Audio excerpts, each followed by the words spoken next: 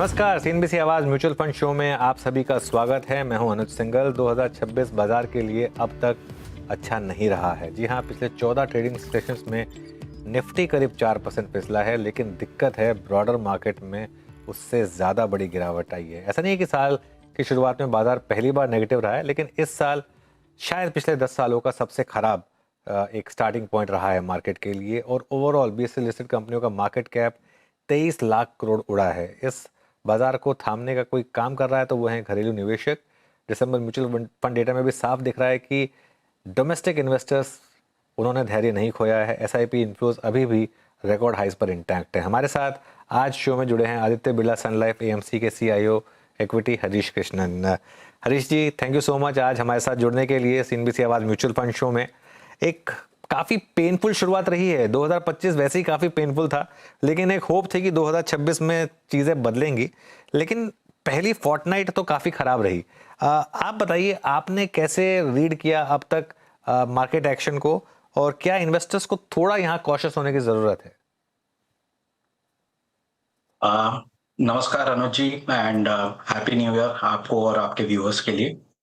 देखिए, broad market sense जो है 2025 या अभी तक का जो है, क्लियर है कि ये एक रीबूट फेज है। रीबूट क्यों बोलता हूं कि ये एक मार्केट है जहां पे कुछ नए चीजें आई है, B it geopolitics, B it macro developments over the course of पिछले 12-18 महीने में। तो हमारे हिसाब से ये जो रीबूट का जो इम्पैक्ट है, उससे दो चीजें का इम्पैक्ट हो रहा है, जिसका गवर्नमेंट और पॉलिसी मेकर्स ने थोड़ा थोड़ा हल तक they have kind of solve for it.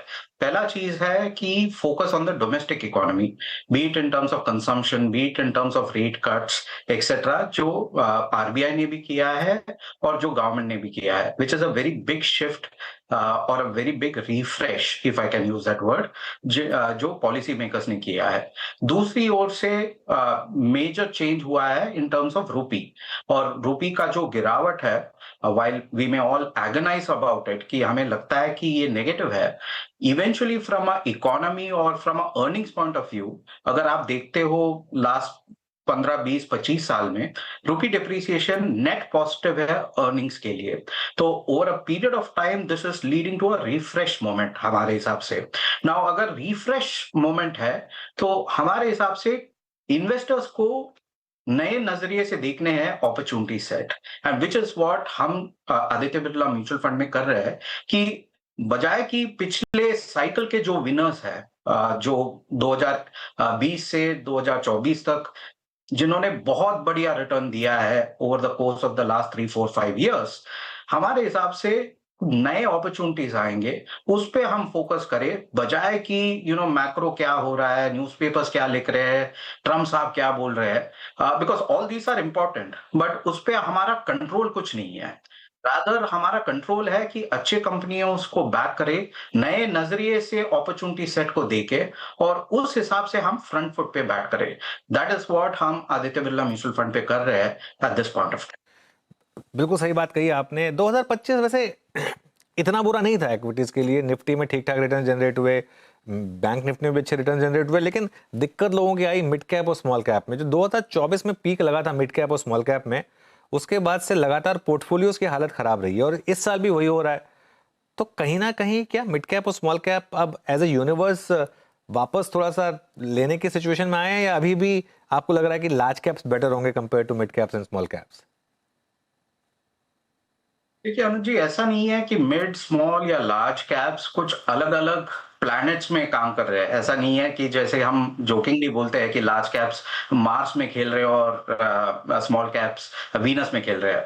Overall परिस्थिति, overall economic activity, overall climate जो है बिजनेस का इज द सेम, जो लार्ज कैप का हो, मिड कैप का हो या स्मॉल कैप का हो। अगर मैं आपको थोड़े फैक्ट्स के साथ ये बताऊं कि अगर हम लास्ट 30 साल का डेटा देखें, और अगर हम देखें कि on an average, okay, large cap which is the top 100 companies कितने टाइम में डबल करते हैं अपने अर्निंग्स को। स्टॉक मार्केट को छोड़ देते हैं, because ultimately stock market reflection होता है अर्निंग्स ग्रोथ का। तो अगर हम देखते हैं तो करीबन 5 से 6 साल on an average large caps double होते हैं from a earnings point of view. यही चीज अगर हम स्मॉल कैप्स में देखते हैं तो करीबन 4.5 से 5.5 साल का टाइम लगता है उनको डबल होने में। तो दैट्स द पॉइंट जो मैं बताना चाहता हूं पहले, कि स्मॉल कैप या लार्ज कैप में उतना ज्यादा फर्क नहीं है from a growth doubling rate point of view से। दूसरी चीज है कि ऑब्वियसली पोस्ट 2020 कोविड के बाद हमने ये देखा कि स्मॉल कैप का अर्निंग्स बहुत जल्दी से बढ़ा था, बिकॉज उनकी सबसे ज्यादा पिटाई हुई थी 2018-19-20 में, and from a very low base उनका जो डबलिंग रेट है वो बहुत जल्दी से बढ़ गया था। ऑलमोस्ट इन 2.5 ईयर्स वो एक डबलिंग हुआ था, उसके बाद भी ग्रोथ आया, और उसका जो अप्रिसिएशन हुआ इन टर्म्स ऑफ मार्केट कैप वो उससे भी ज्यादा हुआ। Now that is the second point. The third point is कि जब हम कोई भी, अगर मान लीजिए ट्रैफिक की बात करें, जब मैप्स खोलते हैं या ट्रेन की सफर करेंगे, तो ये ओवर क्राउडेड या ओवर कंजेशन वाला जोन से अगर हम मैप को देखते हैं तो लगता है कि वैसे रूट लेना बेटर है कि कोई और रास्ते से जाना बेटर है। तो अगर मैं अगेन डेटा के साथ बताऊं तो आज के दिन में small caps which is 251 company से लेके 1000 कंपनी तक जो टिपिकल म्यूचुअल फंड के यूनिवर्स में होते हैं, उनका टोटल प्रॉफिट पूल शेयर करीबन 11% है of the total top 1000 companies total profits. लेकिन म्यूचुअल फंड्स में उनका ओनरशिप करीबन 22 या 23% है। तो वो बस मेरे ख्याल से बहुत ज्यादा ओवर क्राउडेड है।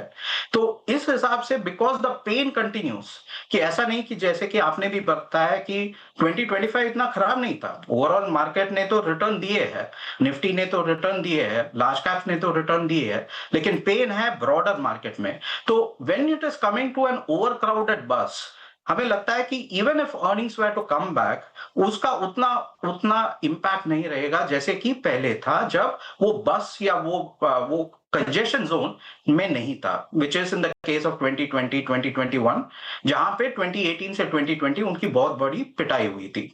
सो दैट इज व्हाई हमारा ये मानना है कि लार्ज कैप में अभी भी हमें लगता है कि ये अंडर क्राउडेड बस है, अर्निंग्स का ग्रोथ यहां पे भी है, and we think therefore that नए विनर्स अगर हम देखेंगे तो हमारे हिसाब से 8-9 सेक्टर बनते हैं जहां पे नए अपॉर्चुनिटी या नए नजरिए से देख सकते हैं, और उन 8-9 सेक्टर में लार्ज कैप हो, मिड कैप हो, स्मॉल कैप हो, हमें लगता है कि फ्रंट फुट पे उनको खरीदना चाहिए at this point of time, बजाय कि हम देखें कि पिछले साइकिल के विनर्स जो मिड या स्मॉल कैप में बहुत आगे से बढ़े हैं, उन्हीं को एंकर करके अभी भी हम उन्हीं के ओर देखें कि कब उनको एवरेज किया जाए।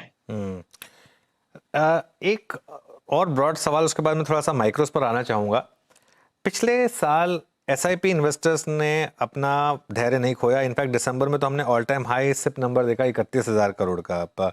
हरीश जी, कहीं ना कहीं एक रिस्क बनेगा क्या कि एफआईआई ऑलरेडी सेल साइड पर है, अगर इस डोमेस्टिक इन्वेस्टर ने आखिरकार पेशेंस गिव अप कर दी तो क्या ये मार्केट के लिए काफी खराब इवेंट हो सकता है?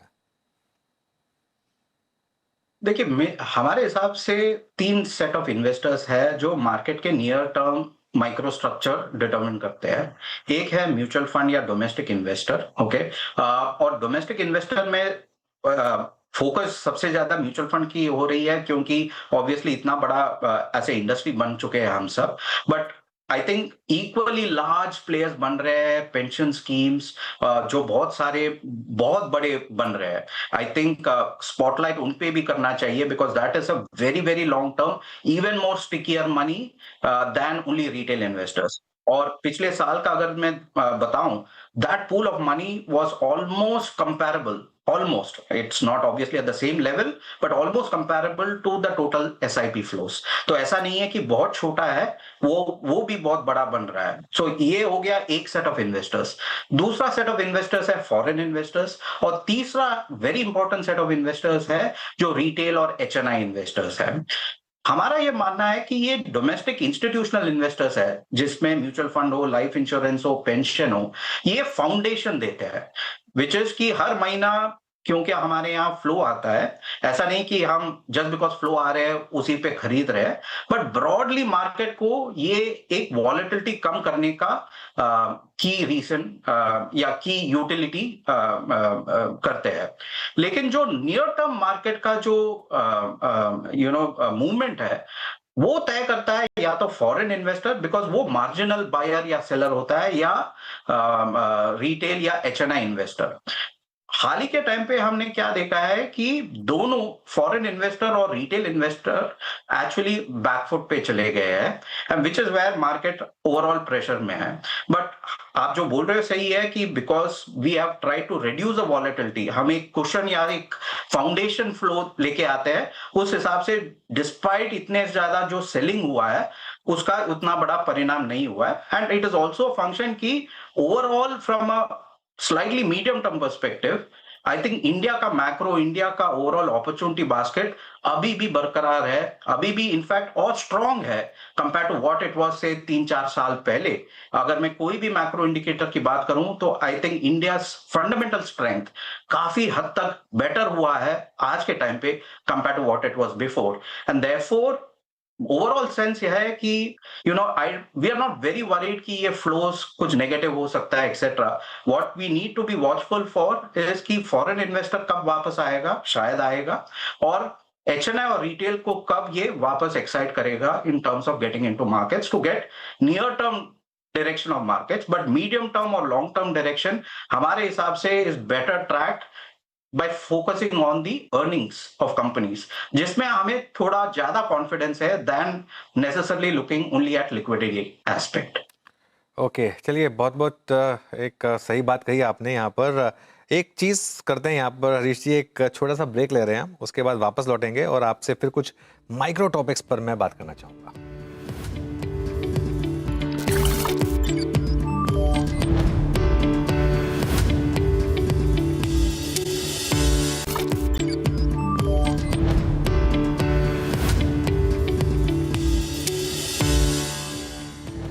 Welcome back. हम बात कर रहे हैं हरीश कृष्णन से और अब तक हमने उनसे कुछ बड़े टॉपिक्स पर बात की, अब कुछ स्पेसिफिक्स पर बात करना चाहेंगे। हरीश जी, बाज़ार में पिछले साल 2 हाफ्स थे, फर्स्ट हाफ और सेकंड हाफ। सेकंड हाफ में हमने काफ़ी अच्छी रिकवरी भी देखी, खासतौर से उस जीएसटी कट के बाद ऑटो सेक्टर में हमने बड़ा मूव देखा। क्या इस साल भी इस सेक्टर से हम मार्केट आउट परफॉर्मेंस एक्सपेक्ट करें या फिर बहुत कुछ फ्रंट लोड हो चुका है यहाँ पर? ऑटो का अगर हम 2 हिस्से में बांटे, एटलीस्ट हमारे यहाँ से ये व्यू है कि ऑटो कंपनीज है और ऑटो एंसिलरी कंपनीज है। आई थिंक ऑटो कंपनीज में एटलीस्ट बहुत सारा फ्रंट लोडिंग हुआ है, क्योंकि वैसे डिमांड तो बहुत अच्छी तरह से बढ़ा है, and in many cases demand sustain भी हो रहा है, which is a very good thing, because GST का सबसे ज्यादा बेनिफिट ऑटो कंपनीज में हुआ है। लेकिन अगर आप देखोगे उनके कॉस्ट स्ट्रक्चर में, तो सबसे बड़ा कॉस्ट स्ट्रक्चर है कमोडिटीज, और कमोडिटीज भी काफी हद तक बड़े हैं। तो अगर व्हेन वी सी की ग्रोथ रेट पे थोड़ा बहुत कम होता जाएगा as we go into June quarter and September quarter of next year, और उस टाइम पे अगर मार्जिन्स का इम्पैक्ट नहीं आएगा, तो मेरे हिसाब से auto sector for us is अभी भी नियर टर्म पॉजिटिव व्यू है। बट फ्रॉम ऑटो ओईएम्स हमारे हिसाब से we want to shift weightage of auto sector or of auto OEMs to auto ancillaries।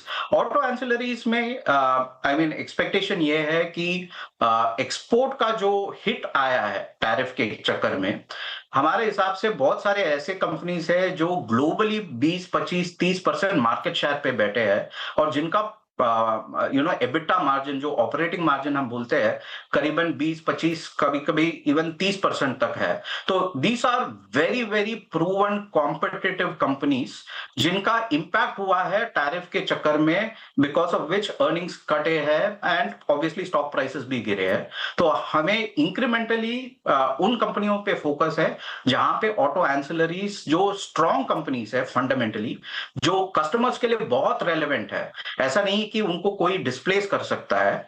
और हाँ, नियर टर्म में टैरिफ का इम्पैक्ट है, लेकिन मार्केट में क्या है कि वैल्यू ऑफ अ कंपनी सबसे ज्यादा टर्मिनल वैल्यू से बनता है, विच इज कि अगले 3-4 साल के बाद जो अर्निंग्स आते हैं, उस पे सबसे ज्यादा वैल्यू बनता है। तो हमारे हिसाब से वो जो वैल्यू है, वो कहीं गई नहीं है, it still very much intact. इसीलिए हमारा इंक्रीमेंटल अपॉर्चुनिटी उस सेगमेंट पे जा रहा है। सो ओवरऑल ऑटो पे we still have a positive view. दूसरा मेरा सवाल है, और डेटा ये क्लियरली बता भी रहा है, गोल्ड ईटीएफ और सिल्वर ईटीएफ बेतहाशा तरीके से चेज किए जा रहे हैं इस समय। यहाँ पर क्या रिस्क फैक्टर्स बहुत ज़्यादा बढ़ गए हैं, या फिर ये स्पेस अट्रैक्ट करती रहेगी इस समय पैसा? देखिए, एक नजरिया जो देखा जाए डेटा के साथ, विच इज कि अगर हम कोई भी एसेट क्लास को दूसरे एसेट क्लास के तरीके से देखें, तो हमें एक बेटर अंडरस्टैंडिंग बनता है। सो टिपिकली जब हम निफ्टी को देखते हैं, ऑब्वियसली निफ्टी अगर मान लीजिए 25,000 है, विच इज कि 25,000 रुपए दूंगा तो मुझे एक निफ्टी का कॉन्ट्रैक्ट मिलेगा, राइट? इंस्टेड ऑफ रुपए के ओर से कंपेयर करना, अगर हम बोले कि एक आउंस ऑफ गोल्ड कितना निफ्टी लेके आता है, और वो अगर हम प्लॉट करें लास्ट 20, 25, 30 साल में, तो एक वेरी डिस्टिंक्ट पैटर्न निकल आता है, विच इज की 0.05 टू 0.3 इज द रेंज जो लास्ट 25-30 साल से है, जो वही बैंड में है इंडियन इक्विटीज और इंडियन गोल्ड प्राइसेस का। ओके, ये क्यों है ये जानना आई थिंक थोड़ा इंपॉर्टेंट है, क्योंकि as an Indian investor, gold हो या इक्विटीज हो, सबसे बड़ा गेन जो देके आता है वो है बेस रूपी डिप्रिसिएशन। रूपी डिप्रिसिएशन अर्निंग्स को भी पॉजिटिवली इंपैक्ट करता है और गोल्ड प्राइसेस को भी पॉजिटिवली इंपैक्ट करता है। हाँ, होता है कि कभी कभी जब ग्रीड होता है तो वो इक्विटी में ज्यादा वैल्यू देता है, और जब बहुत सारा फियर हो, बहुत सारा पैनिक हो, तब वो गोल्ड में ज्यादा स्विंग होता है, एक पेंडुलम की तरह है। ओके, तो आज के दिन में अगर हम देखें कि वो पेंडुलम कहां पे है, दैट वैल्यू इज बहुत बहुत पास जो कोविड के टाइम पे था, जो टेपर टैंट्रम 2013 में जब हुआ था, जब रुपी एकदम नीचे कोलैप्स हो गया था, उस टाइम पे था। ग्लोबल फाइनेंशियल क्राइसिस 2008 में एकदम बॉटम पे था, उस टाइम पे था। डॉट कॉम बबल जब 2000 और 2001 में जो ट्विन टावर्स पे अटैक हुए थे, उस टाइम पे क्या था, उस लेवल के आसपास है। या एशियन फाइनेंशियल क्राइसिस, मेरा ये मानना है कि ये 5-6 बड़े बड़े फियर पॉइंट्स थे। अगर हम 5 साल पहले की बात करें, Covid, which will be fresh in all our memories, in March of 2020 या अप्रैल ऑफ 2020 हम में से किसी को ये पता नहीं था कि how we will survive, how companies will survive. And उस टाइम पे गोल्ड या Nifty in gold terms bottomed out very close to today's level. So मेरा ये मानना है कि while near term all this talk of President Trump, geopolitics, war, all of this can influence gold in the near term. But from a margin of safety अगर हम देखे जाए, तो equities में बहुत ज्यादा margin of safety है compared to gold as an asset class. तो हमारा ये मानना है कि instead of chasing an asset class जिसने इतना superb return दिया है 23, 24 और 25 में, one is better off not chasing that asset class, rather to move that incremental allocation to asset class like equity. बिल्कुल। अब एक दो स्पेसेस की और बात करते हैं जहां ब्रूटल करेक्शन देखने को मिला है हमें। एक तो है ईएमएस स्पेस, इस पर आपका क्या व्यू? पहले इस पे एक व्यू ले लेता हूं, क्योंकि इसमें पिछले साल हमने बड़ी करेक्शन देखी, 40 से 50% के करीब की। अनुज जी, ये वापस वही है कि these are the winners of the last cycle. अगर आप देखोगे कि 2019-20 में ये जो एंटायर पीएलआई का जो आर्किटेक्चर हुआ था और गवर्नमेंट का फोकस था, and these are all very valuable and very important decisions that the government and the industry have taken, कि चाइना प्लस वन। ईएमएस एक ऐसा पोस्टर बॉय सेक्टर था जिसमें बहुत सारा रिटर्न बना है, और काफी काफी इन्वेस्टर के पोर्टफोलियो में, काफी काफी फंड के पोर्टफोलियो में ये मेन स्ट्रीम अलोकेशन बना है, मतलब ये कोर अलोकेशन बना है, और बहुत ज्यादा पैसा बना है। ओके, तो हमारा ये मानना है कि ये ओवर क्राउडेड बस है जहां पे बहुत सारा पैसा ऑलरेडी पड़ा हुआ है।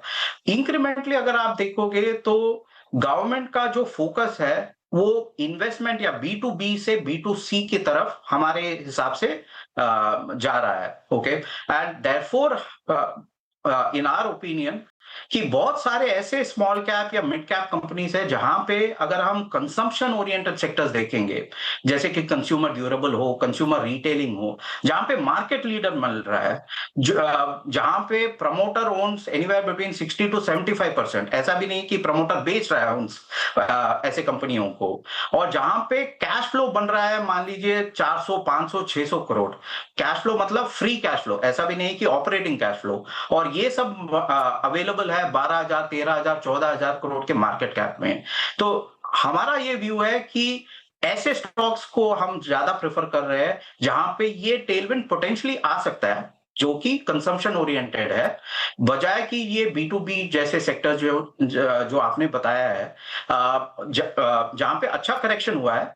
ऑब्वियसली एक recovery is due, but we want to rather bet on the winners of the next 3-4 years rather than the winners of the last 3-4 years.